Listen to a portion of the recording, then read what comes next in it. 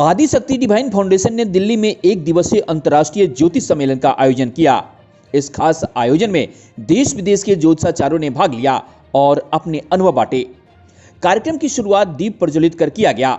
इस मौके पर आदिशक्ति डिवाइन फाउंडेशन के राष्ट्रीय अध्यक्ष मनीष खंडेलवाल ने अतिथियों का स्वागत करते हुए ज्योतिष की महत्ता पर खास चर्चा की। सबसे पहले हमारी संस्था द्वारा वस्त्र बैंक बनाया गया था और उस वस्त्र बैंक की शुरुआत जब करी थी तब हमने कभी सोचा नहीं था कि हम कुछ और कार्य करेंगे।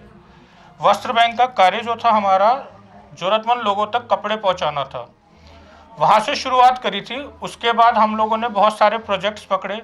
गरीब बच्चों की शिक्षा का हमने कार्य पकड़ा, महिलाओं की सहायता के लिए लीगल कंसल्टेंसी प्रोवाइड कराई। 16 फरवरी हमारा अंतिम प्रोग्राम था कोरोना से पहले, दिल्ली हाट पीतमपुरा। वहाँ पे बलदेव जी भी मौजूद थे, स्वामी जी भी मौजूद थे, बहुत जो पुराने सदस्य हैं सभी मौजूद थे। कुछ यहाँ पे ऐसे हमारे मित्रगण हैं जो शायद हमारी संस्था से आज पहली बार जुड़े हैं। उस कार्यक्रम में हमने 150 बच्चों को स्टडी मटेरियल डिस्ट्रीब्यूट करा था। 200 ज्योतिषाचार्य थे और 150 बच्चा था वहाँ पे। इस मौके पर ज्योतिषाचार्य ने जहां ज्योतिष पर खास चर्चा की, वहीं आदिशक्ति डिवाइन फाउंडेशन के द्वारा समाज में किए जा रहे कार्यों की प्रशंसा की।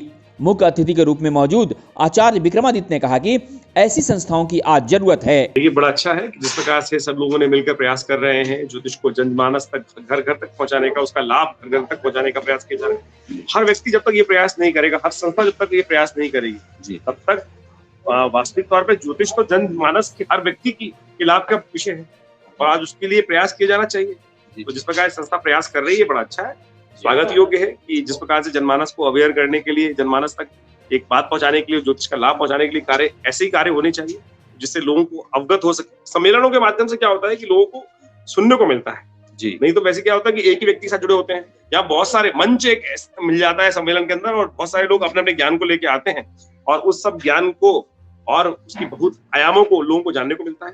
बड़ा सुंदर है। आदिशक्ति डिवाइन फाउंडेशन समाज के विभिन्न क्षेत्रों में कार्य करती है, जिसकी शुरुआत गरीब बच्चों को कपड़े उपलब्ध कराने से हुई थी और उसके बाद लोग जुड़ते गए और कारवा बनता गया। और ये आदिशक्ति डिवाइन स्ट्रीट जो है, ये जो फाउंडेशन है, ये फाउंडेशन केवल ज्योतिषियों के लिए नहीं है, एक एनजीओ के रूप में काम कर रहा है जो गरीब बच्चों के लिए शिक्षा के माध्यम से और समय समय पर उनके लिए होने वाली ज़रूरतमंद चीज़ों का इंतज़ाम करने के लिए ये एक बीज के रूप में शुरू हुआ और एक अब वृक्ष बन गया है। आने वाले समय में ये एक वट वृक्ष का रूप लेगा और समाज में जो लोग ज्योतिष के माध्यम से अपना भविष्य, भूत या अपनी परेशानियों को जानना चाहते हैं, उसके लिए निःशुल्क रूप से सेवा भी करेगा, मार्गदर्शन भी करेगा। और जो विद्यार्थी पढ़ना चाहते हैं उनके लिए आज ये मुफ्त पुस्तकें, पेंसिलें, रफ कॉपीज़ वगैरह आदि उनको दे रहे हैं। कुछ परिवार ऐसे हैं जो बहुत कमज़ोर हैं, तो उनको भी और एनजीओ के साथ मिलकर ये आर्थिक सहायता उपलब्ध करा रहे हैं।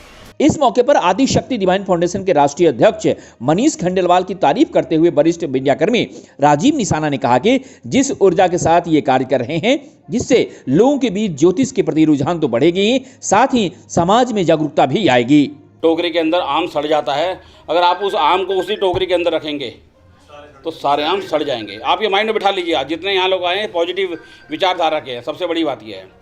तो उस जो आम सड़ा हुआ उसको अलग कर दीजिए, आपको जरूरत नहीं है ना उस आम को साथ में लेके चलने की, क्या मजबूरी आ गई है। आम बहुत सारे हैं हमारे पास, अब बस आप इकट्ठे पॉजिटिव आमों को इकट्ठे करना है, साफ साफ आमों को इकट्ठा करना हमें, जो टोकरी हम बना रहे हैं। उस टोकरी के माध्यम से, उन लोगों के समूह के माध्यम से भारत सरकार के पास मानव संसाधन विकास मंत्रालय में एक अपील भेजें, एक चिट्ठी लिखें, राष्ट्रपति को लिखें, प्रधानमंत्री को लिखें कि भाई हमारे इन विषयों पर चर्चा के लिए रिसर्च सेंटर बनने चाहिए, ताकि कोई भी ज्योतिषाचार्य जाकर के वहाँ पे रिसर्च करे बैठे। जैसे लाल बहादुर शास्त्री विद्यापीठ है, ठीक है, दिल्ली में एक बना हुआ है, लेकिन वहाँ पर हर व्यक्ति नहीं पहुँच सकता, वहाँ सब जो स्टूडेंट है वही जा पाएगा। हमें तो एक ओपन मंच ऐसा भारत सरकार बना के दे दे कि कोई भी ज्योतिषाचार्य, चाहे वो पहली दिन अगर उसका इंटरेस्ट है ज्योतिष को जानने का, तो वो वहाँ पर पहुँच जाए।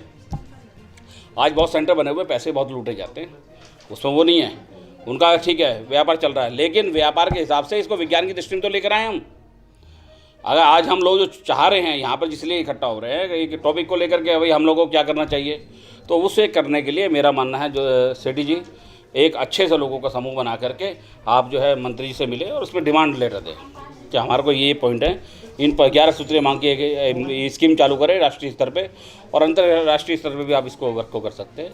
तो मेरे हिसाब से मेरी शुभकामनाएं और आपके साथ हर वक्त जुड़ने का सहयोग है। कोई ऐसा होता है तो आप मुझे बताइएगा। नमस्कार। ज्योतिष शास्त्र एक बृहद ज्ञान है, इसे सीखना आसान नहीं। ज्योतिष शास्त्र को सीखने से पहले इस शास्त्र को समझना आवश्यक है। सामान्य भाषा में कहे तो ज्योतिष माने वह विद्या या शास्त्र जिसके द्वारा आकाश स्थित ग्रहों, नक्षत्रों आदि की गति, परिमाप, दूरी इत्यादि का निश्चय किया जाता है। ऐसे ही जो किसी का खराब समय चल रहा है, मान लीजिए शनि का ट्रांजिट उसका खराब है और 2.5 साल ओवरऑल खराब है, तो केवल से केवल उसको गुरु का ट्रांजिट बचा सकता है, क्योंकि 1 साल में गुरु उस 2.5 साल में 2 बार तो चेंज हो जाएगा ना, तो उस 1 साल में वो बच जाएगा। लेकिन होता क्या है, शनि का ट्रांजिट खराब है, हम उसको उपाय पे उपाय। तो आप सबसे पहले मैं अपना अनुभव बता रहा हूँ, ये नहीं मैं कहूँगा कि आप लोग यही फॉलो करें। सबसे पहले प्रॉमिस देखिए, उसके बाद ये देखिए कि उपाय करने से इसको कितने % फायदा होगा। उपाय वहीं पर कराइए, या उसका जो समय खराब है उस समय खराब को उसको कैसे निकालना है, वो आपका उपाय है। समाज में बहुत सारी चीज़ें ऐसी होती हैं जिसको लोग पसंद नहीं करते। शुरू में आप कोई भी अच्छा काम शुरू करने लगते हैं तो लोग सबसे पहले उसका मजाक उड़ाते हैं, फिर उसका विरोध शुरू हो जाता है और उसके बाद फिर उसको सभी स्वीकार कर लेते हैं। ऐसा ही इनके साथ हुआ होगा। इन्होंने जिस दिन ये सोचा होगा कि हमें वस्त्र बैंक बनाना है तो कुछ लोगों ने मजाक उड़ाया होगा, कुछ लोगों ने विरोध किया होगा, लेकिन आज ये संस्था यहाँ तक पहुँच गई है कि हम और आप मिलके इस पवित्र काम को आगे बढ़ा रहे हैं। आदिशक्ति डिवाइन फाउंडेशन के राष्ट्रीय अध्यक्ष मनीष खंडेलवाल ने आए सभी अतिथियों का आभार व्यक्त करते हुए कहा कि ज्योतिष मानव जीवन के लिए एक महत्वपूर्ण विषय है। दैनिक जीवन में इसका उपयोग संभावित अनिष्ट के निवारण और उज्जवल भविष्य के निर्माण के लिए किया जा सकता है। ज्योतिष अंधविश्वास नहीं बल्कि जीवन के सही दिशा में वो चलाने के लिए, सही समय पर सही कार्य करने के लिए एक मार्गदर्शक हो सकता है। देखिए, कोरोना के अंदर लॉकडाउन में हमने वेबिनार किया था गूगल मीट पे ऑनलाइन, तो उसमें सभी को अपना पक्ष रखने का, अपनी बातें बताने का, अपना ज्ञान देने का मौका मिला था। आज भी हम लोग यहाँ से वर्कशॉप ऑनलाइन चलाते हैं अपने कार्यालय से, और अब हमने यहाँ पे इंस्टीट्यूट के अंदर फिजिकल वर्कशॉप भी स्टार्ट कर दिए। तो लोग बाग बहुत सारे यहाँ पे माध्यम है उनको सीखने के लिए, ऑनलाइन सीख सकते हैं, ऑफलाइन इंस्टीट्यूट में आके सीख सकते हैं। आप ज्योतिष का ज्ञान ले सकते हैं, ज्योतिष शिक्षा ले सकते हैं, फॉरेन लैंग्वेजेस का यहाँ कोर्स है, इंग्लिश स्पीकिंग कोर्स है, कंप्यूटर का कोर्स है। तो बहुत सारे क्षेत्रों में हम लोग काम कर रहे हैं। उद्देश्य संस्था का एक ही है कि लोगों को उसका फायदा मिलना चाहिए। इस मौके पर ज्योतिषाचार्य को कर्मयोगी ग्लोबल अवार्ड से भी सम्मानित किया गया, जिसे पाकर ज्योतिषाचार्यों ने कहा कि उन्हें जब सम्मान मिलता है तो काफी अच्छा इसलिए महसूस होता है कि उनके कार्यों की प्रशंसा की जा रही है और निश्चित तौर पर आगे और भी अच्छे काम करने के लिए वो उत्साहित होते हैं, जिसके लिए वो लगातार तत्पर हैं। जिस प्रकार से आदिशक्ति डिवाइन फाउंडेशन कार्य कर रही है, निश्चित तौर पर कई ज्योतिषाचार्य अभी और आगे आएंगे। से आदिशक्ति फाउंडेशन काम करता है, निश्चित तौर पर वो समाज के लिए एक अग्रणी है। कैमरा पर्सन राशि के साथ मानवेंद्र, नमस्कार।